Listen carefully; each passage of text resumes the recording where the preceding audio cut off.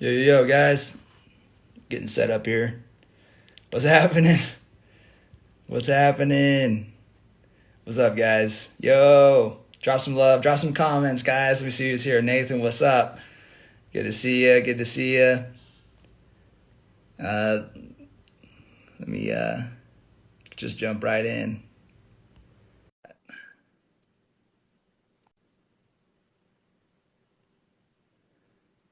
Oh, and there you go. Cool. There we go. Nick, what's up, dude? What's going on? Good to see you, man. Looking good. Looking strong. I'm feeling pretty good. I got a small little quad strain right now, but other than that, everything's solid. Yeah. Where you at? Are you at the house or at the shop? Yeah, I'm in the office. All right, man. I'm letting everybody jump in right now. It's dude, it's good to connect with you on here. No, absolutely, man. I've been following your stuff, and I know Nathan talks very highly of you. So I've always heard good things. Yeah, man. When I heard good things about you, he said the same thing about you, and I know we're just really getting the relationship going. But I've watched you from afar, and just really respect you. So I'm excited to build the relationship a little bit, and this is a good way to start out. No, absolutely, man. Yeah, my story and journey has pivoted and evolved from so many different angles. Like when I first got started, the whole thing started before even joining the military. Starting my brand and starting my business, and then going to the military, and then transitioning out and figuring out how to build a business. And then, it's funny, like we're talking endurance stuff in Leadville 100. 2017, the day I got out of the Army, I said, I will never run a day in my life again. And it was a few months later, I was running my first marathon and then Ironman, and here we are. I went through a similar thing when I switched from green to gold, and then I got back into it, dude. I have a bunch of questions I want to ask you, but I want to address something first. I learned something new about you today. We actually had some commonalities. One was that at the same time you had a Nissan Titan, I had a Nissan Titan. Beautiful. And I drove to Fort Benning, Georgia. I drove to Fort Benning, Georgia with my entire house in the back of that pickup too. So I know you did that journey as well from your place. Man, I miss those times. Like there's just some times that I reminisce and I look back. And I remember where I lived, because I lived at Independence Place on exit 6. Yeah. I remember going to exit 10 on the weekends. Yeah. And that was a pivotal point in my life too, because I just graduated college. I was I have this massive opportunity where the world is in the palm of my hands. And I look back, I was I knew very little, but I thought I knew everything. Yeah. But it was just such a fun time. It was, dude. And sometimes you get caught up in those and think that they're hard, and people kind of start complaining and stuff. But then you look back on it, you see this with guys that are a little bit younger, and they kind of complain about their first initial stint in the military. And then they get out and they're like, holy shit, I didn't realize those were the good times. That shitty deployment that I did, that was the good times. That Ranger School journey, I thought that sucked. That was the good times, man. Well, dude, so I got this down for 45 minutes. We can go shorter, we can go longer, whatever works best for you. But this is going to be cool for everybody that's jumping in. We have a little bit of my audience, a lot of yours. And, I was kind of curious, what's going to happen to the internet when two infantry officers unite and do an Instagram live. But we didn't break down Instagram, so that's good. But just, guys, if you're on my side, I know a lot of you guys know Nick, because just there's commonalities in blood types essentially between my audience and his, right? Like you guys like to do hard things. Nick likes to do hard things. But if you guys don't know much about his story, he's a former infantry officer, successful entrepreneur.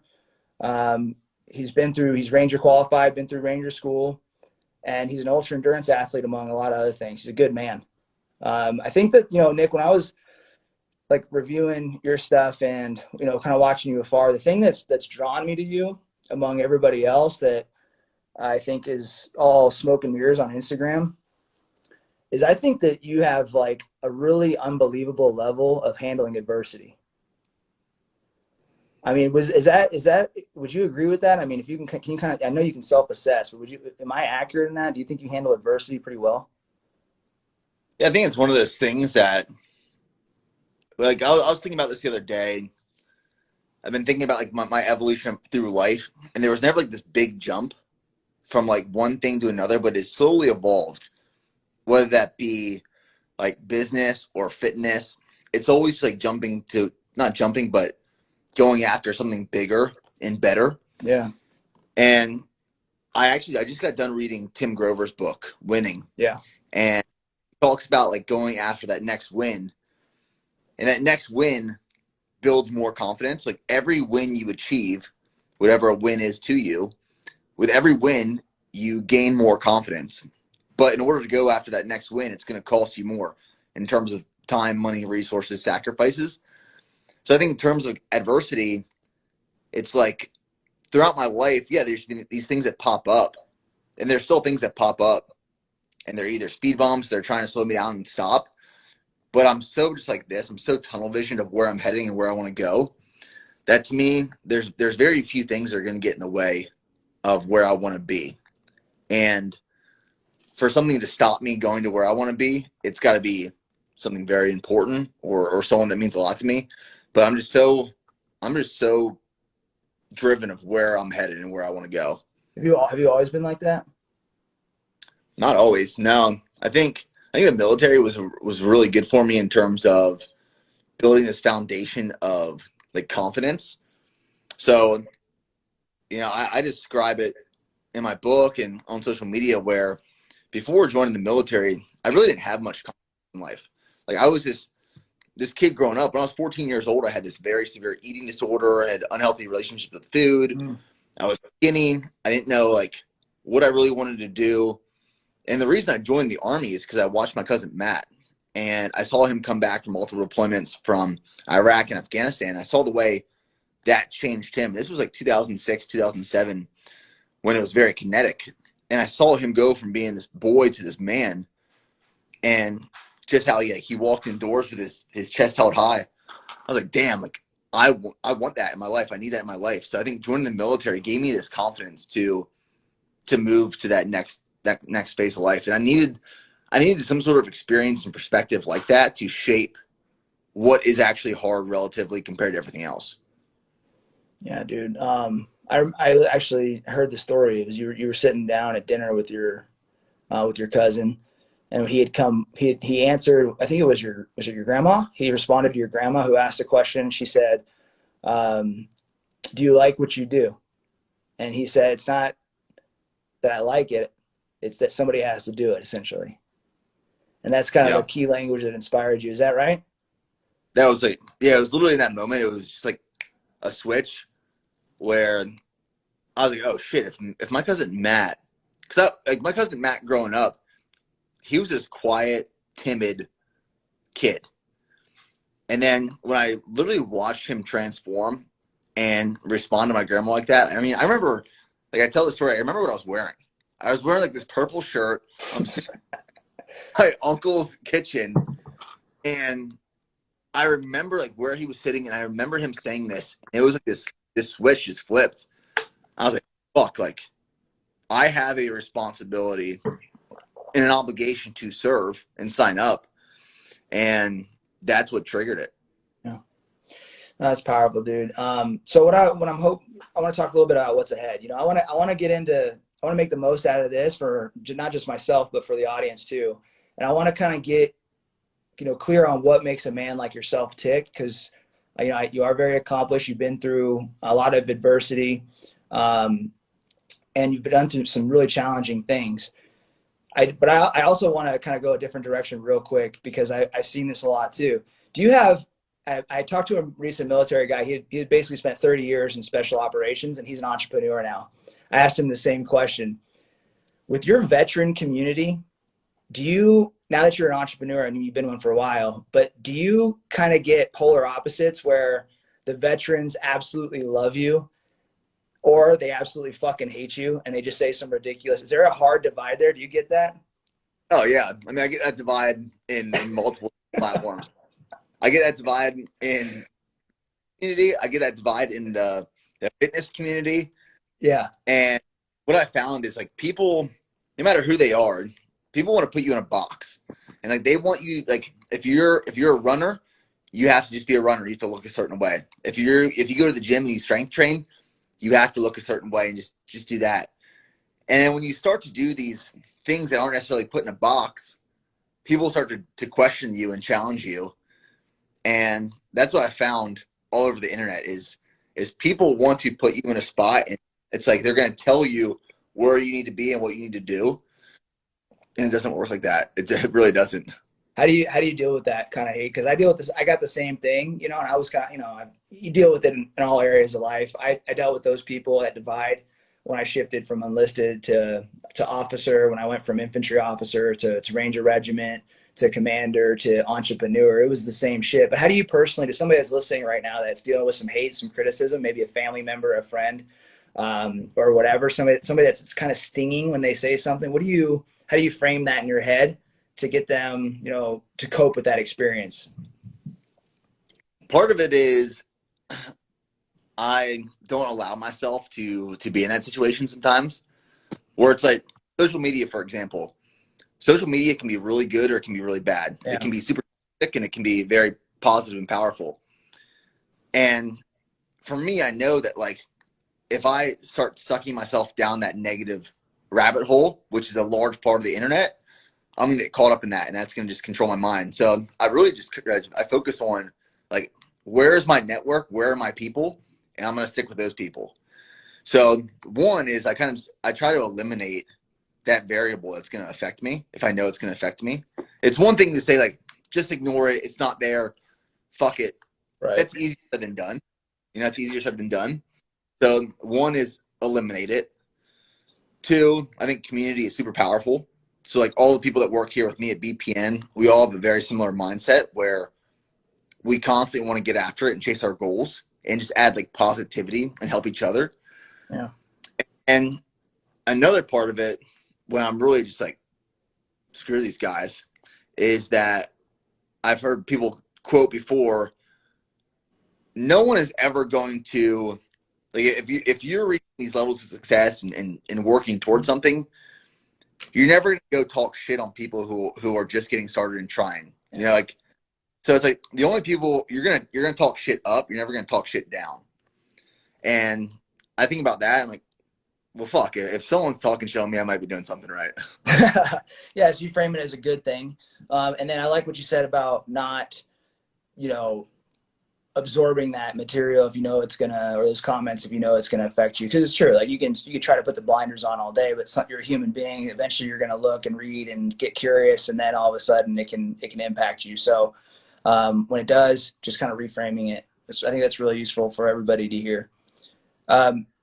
Question on your Leadville. Okay, I know you got the Leadville 100 coming up. You're within days, like you're in the single digits right now, right? 11 days. Oh, okay, 11 days. How you feeling right now, stepping into this thing? I know this is a big event for you because you've been after it for so long. You've been chasing it for a while, right? Yeah, it's interesting because I have this door right in front of me, and I started writing on my door in my office in permanent marker, so that like I have my whiteboard to my left. My whiteboard is like my to-do list, things that I write down that I can change and erase on a daily basis. My door is written, I write things on Sharpie marker, and one of the things I've written there is that doubt is dangerous only when you start doubting yourself. Mm-hmm. Because my entire life, this is leading into Leadville, my entire life people have doubted me. And with you. When I said I was going to start my business, like it was like, you won't do this, it won't work. Or when I said I was going to run the sub 3 hour marathon, everyone said, you'll never do it. There's no way. And I failed, but then I went after it again and I got it. Same thing with Leadville. I announced I was running Leadville 100, and the amount of people that are doubting it, saying, you won't do it, you won't finish, like you're going to DNF. I'm like, you can doubt me all you want, but that doubt only affects me when it's in my head and I start doubting myself. And I truly believe that. Like when you start doubting yourself, you just give up. Like you gave up all willpower. So going into Leadville, one, I'm super excited. I don't think I've ever been this excited for a race in my entire life. Yeah. And I was nervous sub 3 hour marathon because it was like I had to hold 6:45 minute per mile paces that whole way through. For Leadville, I can slow down and really enjoy it. I think from what I'm saying now, I think I can sit back and enjoy it. And I'm sure you can agree. Like there's this overwhelming sense of accomplishment after you do something really difficult and you're really sucking and it hurts.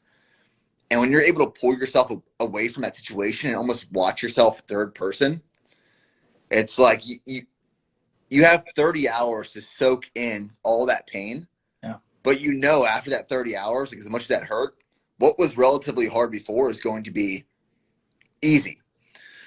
So I don't think I've ever looked more forward to a run or a race other than this one. Because I know it's going to be beautiful.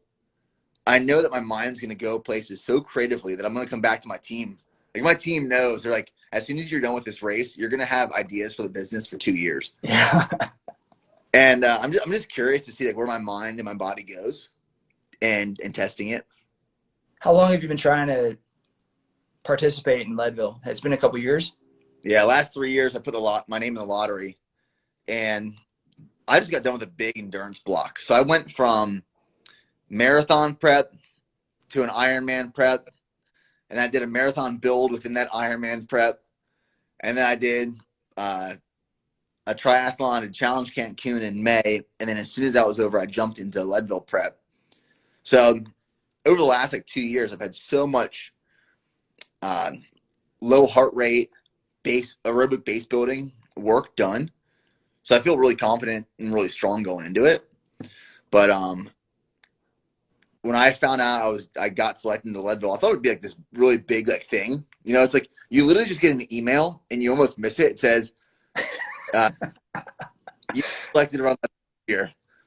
I showed my wife. I was like, "Hey, I think I'm running Leadville this year." She was like, "No, it's got to be like a bigger announcement other than that." No, this email says I'm running it. It's funny. It's a little bit anticlimactic. It's kind of like Ranger School, man. You sign up for the infantry, you get to Ranger School, and you're like so excited that you're gonna like go do Ranger School, and you show up. What's day 0, and then you go and get in a line, and you're like farm animals. Like it's super anticlimactic for a little while, and then there's moments of things that are super exciting. I remember that. Go ahead. Being like, I remember being at Ranger School thinking, because you put it on this pedestal for years, and you're there and you're like, this is Ranger School. Yeah. All right. Yeah. We'll probably come back to that. So the one question I want to ask for the audience is, you mentioned going from one event to the next, from marathon to Ironman to 100-miler, and you strung along these events. Okay. Now we're all human. When you do that, and I've done the same thing, man. And to be transparent, I actually went through this last year and a half. I was basically in a fight camp for like a year and a half straight. Most of the time guys do, 10 weeks or 12 weeks, but I've been training like I'm in camp for over a year and a half. And I had a kind of a moment where I was like, holy shit, I didn't realize I was in that deep. You know what I mean? Like constantly training every single day, multiple times a day. So I kind of picture the same thing with yourself going through this evolution. And for somebody that is maybe they train right now, but they're going through a similar thing with business, right? At some point you're in that period where you're so into flow, so into executing that you stack up and compile work after work after work, and you're just in go mode, right? Action mode. At some point you're going to have a low moment, and you're going to want to reset or pull back. And for guys like yourself, usually you can't predict those things. You usually end up in them, and then you're trying to kind of, pardon my language, but unfuck yourself and pull back and reset and recuperate. So for that leg of your journey, where was there a point leading up into this 100 miler where you reached that, I don't want to say burnout, but I'm saying that spot where you're like, fuck, I need to pull back a little bit and recalibrate? And what did you do? Yeah, there were probably 3 moments where that happened, but there were 2 really bad ones. Last summer I had this moment where I was really deep into it, and I was mentally, because I announced I was going to run the sub 3-hour marathon, and I only give myself a few months to train for it. And I went and ran the Austin Marathon, and I got 3 hours 24 minutes. And I was pretty pissed at myself. Like 24 minutes off it's a lot, right? So I went into a really big block of training after that, because I was like, I gotta redeem myself. And it's when all these races were getting canceled. So I would train, I would build for a marathon, it would get canceled. I'd build for a marathon, get canceled. So I was in this build for probably like a year and a half. And last summer, I could tell I was burnt out, where I was still doing all the training. Like, it takes a lot for me to pull back from the training. Yeah. Cause I'm a little hard-headed in that sense, but at night, like after dinner, I'd be useless. My wife was like, "Hey, like, I'm not putting up with this for like forever. Like, you are useless throughout the day. You're tired. You're exhausted. You're brain fog." And then it got to a point where actually my team pulled me aside last summer. It was almost like this small intervention. Like my marketing director and my creative director, and they were like, "You're messed up right now. Like, you're in a bad spot. You need to pull back." So for about 2 weeks, I pulled back a lot of training, let myself reset, recovered, and slowly built back into it. I had a running coach then who helped me like rebuild back into it, and I felt better. But then I went into Ironman prep, and that was probably like the deepest, lowest point I hit, maybe in the beginning of this past April. It was like a month before Challenge Cancun. And what happened was I went into this Ironman build, and then within that, I did this marathon build and did my sub 3-hour marathon. Took a week off, went right back into triathlon prep, because at that point, Ironman Texas was canceled. We pivoted to Challenge Cancun in Mexico, and I was training 3 hours a day. I stopped strength training because I wanted to lose size, and I was just absolutely like tanked. Brain fog. I remember laying in bed one night, and at night when I'm laying in bed, my mind like just wanders, and it gets like pretty creative at night and in the morning. But I remember thinking, it felt like this, where I was laying in bed and I was kind of just trying to let my mind wander, and it felt like there was this wall like right here, and my thoughts were hitting this wall and coming back in. And I felt like super claustrophobic. I never felt like this, where I was like, man, like I can't even think. Yeah. That was in April. So we pulled back training a lot. Like, we pulled back training a lot before going into Challenge Cancun. I started weight training again, which helped me feel better. Put some more weight on and dug out of that. But what I love about like the training I'm doing right now, this ultra stuff, is I'm doing a lot of my training that's auto regulated. So my runs are only programmed like a day or 2 out. And if I feel really good, I'll run longer. If I'm not feeling really good, I won't run as long. So I auto-regulate all my training right now based off my recovery and how I'm feeling. I've been using like the Whoop to track a lot of recovery. I've been incorporating like sauna sessions, more recovery boots,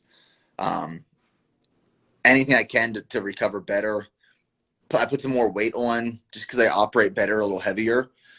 But long story short, yeah, I've hit multiple of those like burnouts or those overtraining points, and it's so hard because when you're so in it, it's hard to pull yourself away and look from a 10,000-foot view and say, all right, you need to adjust training, you need to adjust your nutrition, sleep more.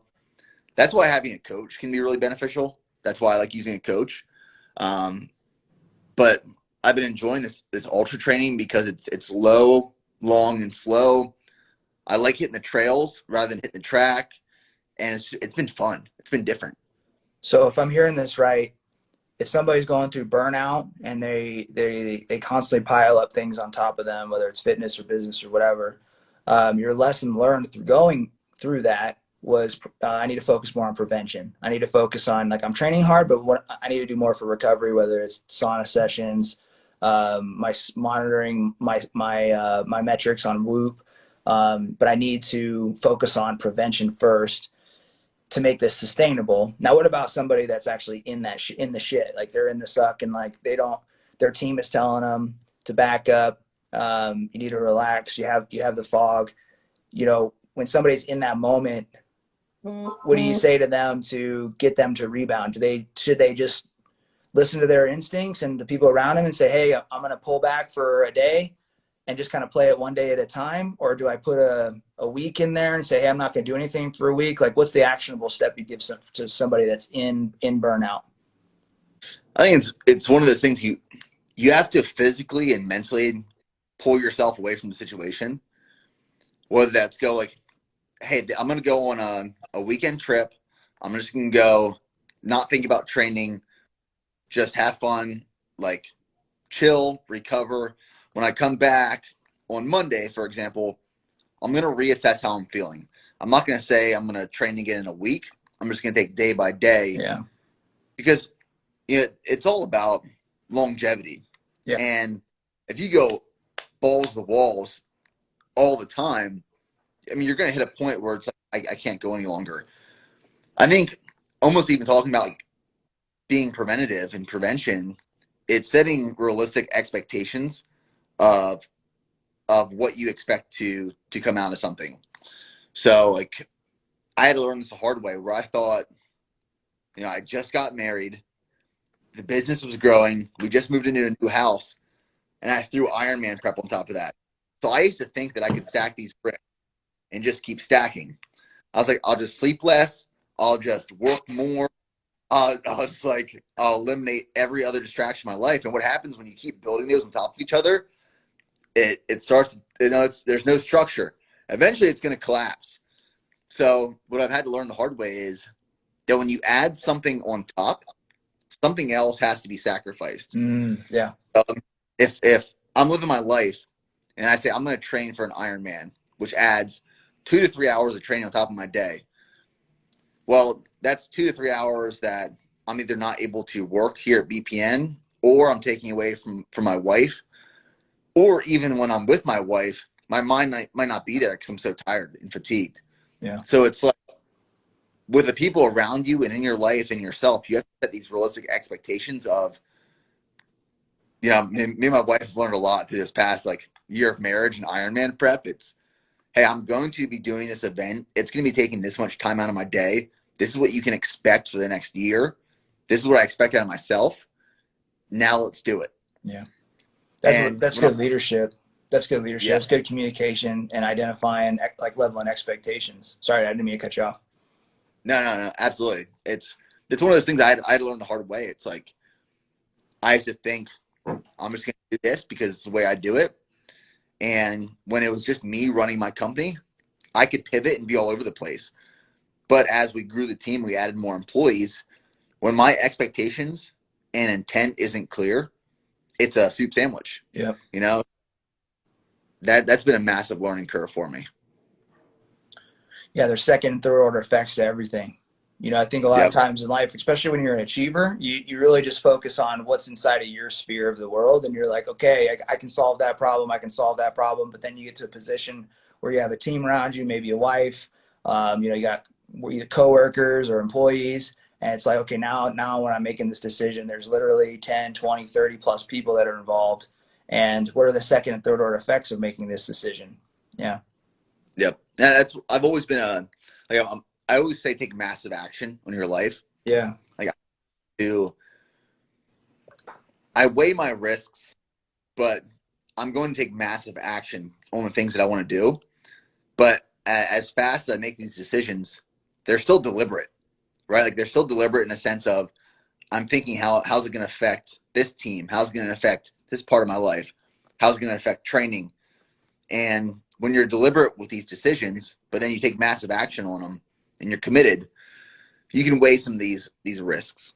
Yeah. Do you think you learned some of that as an infantry officer? Oh, dude, I learned. Man, I made this post the other day on Instagram where I said, it's funny because when I went infantry, everyone told me, they're like, change your branch. It is not applicable to anything in the civilian world. And I believed them for a second. I was like, oh crap, like you're probably right. And then I got in and I realized, no, this is like the best position ever. You're learning time management, people management, resource management, and I don't think there's any greater skill than learning leadership skills because it's applicable to not only like your personal life, but the people around you, whether that's work or personal or family. And I learned so much from, like, I had a great platoon leader, like 2 years where I had a great platoon sergeant. I had great NCOs, great soldiers, and I learned so much from them. Like so much from my NCOs, it was ridiculous. Yeah, dude, I say that, yeah, really leadership and sales are the two things that if you had to pick anything, any skills in the world to be successful, if you had those two things, you could be like a chameleon. No matter what happens in the environment around you, you can succeed. You can provide value to everybody. So I really like your points there. What do you think for your audience right now? You know, they're watching you closely. By the way, I love how one of my favorite parts of your story is like failing something and showing everybody how to redo it, like the marathon, right? Loved it. Too many people are trying to put their successes on social media and none of their failures, right? So when you look at your audience, and you know, I know that you know your audience right now, and you know your team, and they're watching you prepare for this thing. What are you trying? What's the example you're trying to set for them? What's the lesson that you want them to learn as they watch you go through this huge goal that you have? Multiple things. One, set your goals 10 times harder and 10 times larger than you think is achievable. Yeah. And go, because chances are you're going to miss, but you're going to miss a whole lot further than you would have if you would have set your goals short. It's like Grant Cardone's 10X rule, Mm-hmm. that same concept. Another part of it is setting our internal standards. So like this is the standard I've set for us as a team and myself. Because like when I do these things, like these races or these events, I mean, I love fitness. I love pushing myself, but it's more so to bring the team together. Yep. Because it's always something we do as a whole. It's not like a me thing. It's a us thing. So it's setting the standard, our own internal standard, well above what the rest of the world says is the normal standard. Like if the world says this is hard for us, well, that's our average. Yeah. If the world says like this is above and beyond how you should treat people, well, no, that's our normal. That's our average. So like we're taking this approach with Leadville 100. I think this is a good insight where I'm a big fan of this author. His name is Donald Miller. He has this book called The Story Brand. Oh, and he talks about yeah. as like a brand, as a company, as a business, or even as a leader, don't focus on being the hero. Like no one wants to follow the hero. They want to follow the guide. The guide helps them get to where they want to be. The hero just says, here I am. Here's what I did. Check me out. The guide says, here's where we're going. I want to take you along for the journey. So with Leadville 100, the approach we're taking with the video we're going to be filming and the whole experience as a whole is that it's more than the miles, where in order to do an ultra marathon like this, yeah, you can do it on your own. You can do it, but you can also do it as a team. And when you do it as a team, like when I crossed the finish line, Leadville 100, it's not my buckle. It's our buckle. Like it's the team's buckle. So I think it's really powerful in knowing that you can, I think the quote is, you can go fast alone, but you can go further together. So true, bro. So true.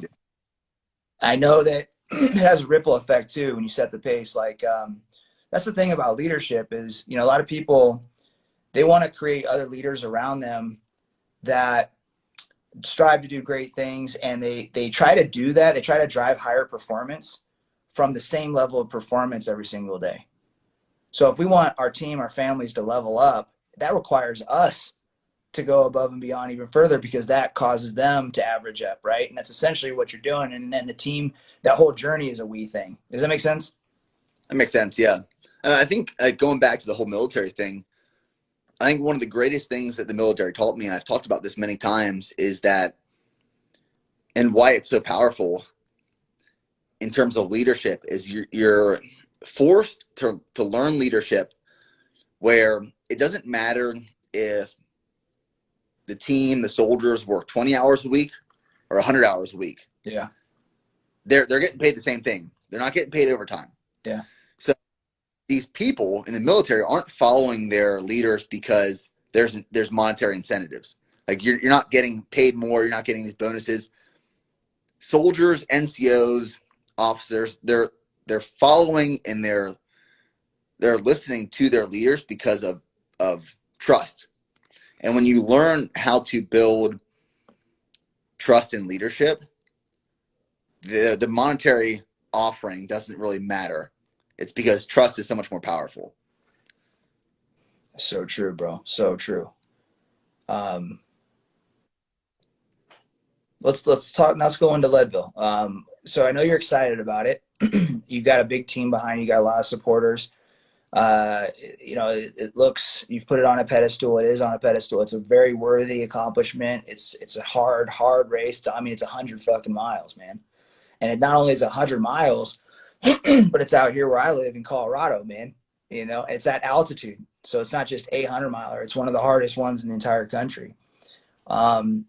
What's worrying you? Let's talk about the dark side a little bit. I know you're optimistic. I know you're mentally tough to complete it, but you're also human, and there's going to be some nagging little concern. So what is it for you that's, if you wouldn't mind taking us to the dark place a little bit, telling us what's kind of worrying you and concerning you, and then how you're dealing with that so that somebody listening can pull a lesson from it. I think right now what's concerning me is injury on the course, because it is more technical. It's one of those things where in my head, if I can make it to mile 50 with no injuries, I'll be pretty happy.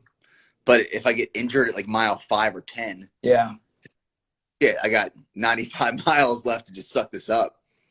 So that's one thing that's in the back of my mind, is being smart and strategic on the course to not hurt myself. I'm dealing with a little minor quad strain right now that I'm nursing a little bit, but I think we'll be good before Leadville starts.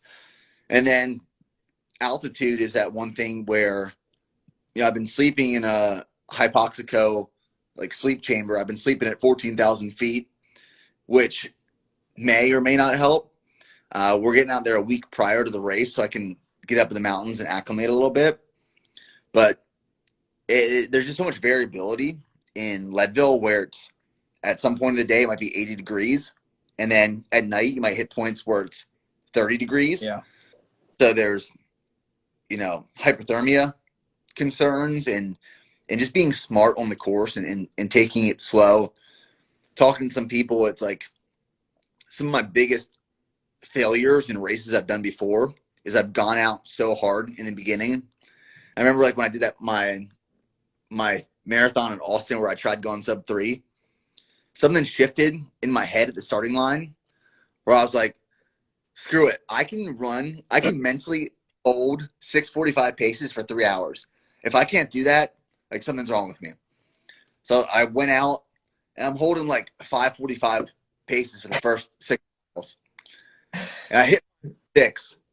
And when I hit mile 6, I knew. I was like, nope, this ain't happening. I burn out. So I went out way too hard. And the last 20 miles of that race just sucked.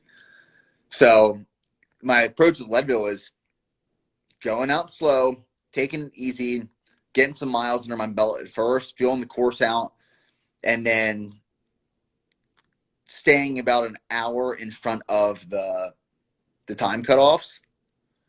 Not going to try to break any records. Not going to try to be this hero. Just be smart on the course is my go-to. It's a good game plan. I think that you've taken really good care of the external. Risk of injury, preparation, all that stuff. Now the internal is another game, right? Which I think is actually plays to your strength. I think you have a very strong, mental dialogue. I think you're very purpose driven. And so there's going to be a point in that course where, there's a saying, there's no such thing as a perfect race, right? Mhm. You're going to get out there and have to figure it the fuck out, get to an aid station and work your way through that. I think you'll obviously succeed there. I think you're elite level at that type of obstacle.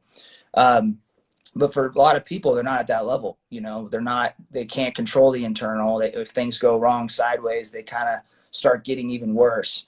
So when you have reached some hiccups out there, maybe it's at nighttime, okay? Because this is what people aren't realizing. This is 30 hours of movement, which means you're going to go through day. You're going to start early. I don't know. I think it starts at 4 o'clock in the morning, and then you're going to Yep. throughout the night. You're going to go through midnight. You're going to be beat as hell, and you're going to have to be, and you're going to be generally alone. You might be with a couple other people from time to time, like your team, but there's going to be a dark period in there at some point because it's a lot of hours, and that's a metaphor for life, really. So at those critical points, what do you? I don't know if you have a plan already, but what do you see yourself telling yourself to push through and complete the race? What's the internal dialogue going to be like to drive success at those weak moments on the race? I think it's one of those things. It's like how much does it matter to you? Like for some people doing some of these races, there's not really these secondary and tertiary effects of like dropping out. Yeah. It's if I didn't have like a platform and I wasn't documenting this, and I was just someone that's running this course, I get to mile 60 and my hamstrings pulled. It's like, who's gonna know if I drop out of this race? No. For me, I have I have some skin in the game where I have responsibility and obligation to lead and like step up so other people can take massive action on their life. But another part of it is, and I think about it from a Ranger School perspective, right? Where I was in Ranger School for 145 days. I failed 2 phases. I was there for a hot minute. And it was like I wanted to graduate. I wanted that tab so bad that it was just, I'm staying here as long as it takes. So when I'm running, and like as much as something hurts, it's like how much do I want it, but how bad will I feel? How much will I regret dropping out or quitting? And is that something you can like live with yourself with? And I remember being in Ranger School thinking, if I did quit, I'd go home and I would regret that the rest of my life. So no matter how much pain I'm in or how dark I am on this race, one, it's like this testament to how much do I want to achieve in this life. And I can say like this, when I'm running this race right here is just a small piece of the cake of my entire life. But the way you do one thing is the way you do everything. Yeah. So if I quit on this race, well, I might as well quit on life, because that's what I'm saying. It's like when it gets hard, I'm just going to quit. So I mean, you go to a dark, I'm going to go to a dark place, and it's like, I'm not going to be like saying hi and being chipper to people. And I'm going to be in my head and really like dissecting and digesting the things, like the little demons that are coming out. But I also think there's a lot of power in that, where you're almost creating this adversity internally. Yeah. Where a lot of the times adversity comes from things that you can't control, like external factors, like someone passing or your business failing or anything like that. But there's this opportunity where you can create adversity internally. You get to choose this adversity. And I think that's super powerful. It's like a test to yourself. Yeah. And I don't know if the listeners pick this up, but I'm a very actionable guy. Like I want action steps. I want tactics all the time. I want to break things down to what can I do to improve my odds of success, right? Because I hate the motivational industry. They get you all hyped up and they just make you feel good, but you're stuck there like, okay, what am I supposed to do? It's just basically like candy, right? Got fed Yeah. shit, but it doesn't do anything for me. And what you just said was huge. Okay. And you said that at that low moment, you're going to be thinking about not letting the people around you down. Okay. Which means that if that's an advantage to increase your odds of success. Okay. When somebody's alone, they don't tell anybody what they're going to do. They can opt out and quit. That lessens, not telling people what you're going to do lessens your odds of success because there's less pressure. So if you want to succeed, what I'm hearing is I like to say call your shots, right? Call your shots, tell people what you're going to do. And then when you go to perform, you're going to be thinking, I can't fuck this up, man. I don't want to mess this up for the people around me. And that gives you an advantage to push forward, whether it's in fitness, business, or any other area of life. I mean, that's one reason I've used social media more so in a way to tell my story. Yeah. In the beginning. And then that turned into a business. And then, we run DPN's account very separate than mine. But like when I want to do something, I create a video and I say, I'm going to do this. Like when I said I was going to do, I announced I was doing an Ironman. I didn't even know what an Ironman was. I was like, I should figure it out. All I knew about an Ironman was I was on the plane once and there was this jack dude with an Ironman backpack, shorts, and shirt. And I was like, I want to look like that guy. He didn't look like all the other Ironman athletes out there, but that's all I knew. So I signed up for one and I researched, all right, it's a 2.4 mile swim, 112 mile bike, and a 26.2 mile run. Well, let's figure it out now. So I'm also one of the type of, like, I'm a person where I don't need to know all the answers when I get started because I know I'm going to learn it along the way. And that's what I like using my social media for, is showing that you literally just have to decide to do something. Whether that's, if you want to lose weight, make it loud and proud. I'm going to lose 100 pounds in the next 2 years. Yeah. I'm going to run a marathon. I'm going to run an ultra marathon. I'm going to do an Ironman. And that holds you accountable. Make something that it holds you accountable and then figure it out along the way. But so many people are like, I'll get started once I do all the research and I find out how I'm going to do it and I have a plan. No, to get started first and then figure it out. Yeah. Clean it up as you go. Yeah. I've been shit for the last 10 years, man. That's why you're out front, bro. That's why you're doing good. I'm with you on that. All right. I want to be respectful of your time and everybody that's listening's time too. So is there anything, let's see how, well, first is, do you need any help with the Leadville? This is in my AO. Is there any way that I can be of service to you while you're out there? Anything I can do?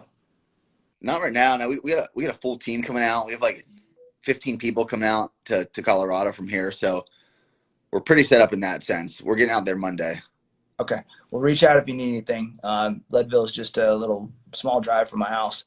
And then what about anything else any piece of advice that you want to give somebody that's listening to right now to prepare for something that's big, or any final words for the audiences? Yeah, I made this post on Instagram. It's probably like 3 weeks ago at this point, and it resonated with a lot of people. So I was back home a few months ago, and I found these video clips on my computer of the first time I ever picked up a camera. Yeah. It was like the most cringy, awkward, uncomfortable thing ever. And I was like, I'm going to post this. So I posted it just to show, like, hey, everyone starts somewhere. Going back to what I was saying a little bit ago. Everyone has to start somewhere.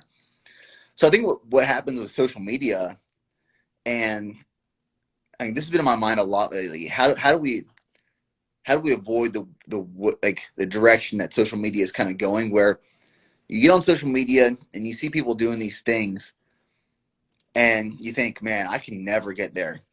I can never get there. But you have to realize that everyone starts somewhere. Mm-hmm. Right? So you're not going to go from 0 to 100 right away, but just chip away at it. Slowly chip away at it. And before you know it, it's 10 years later and you've accomplished all this stuff.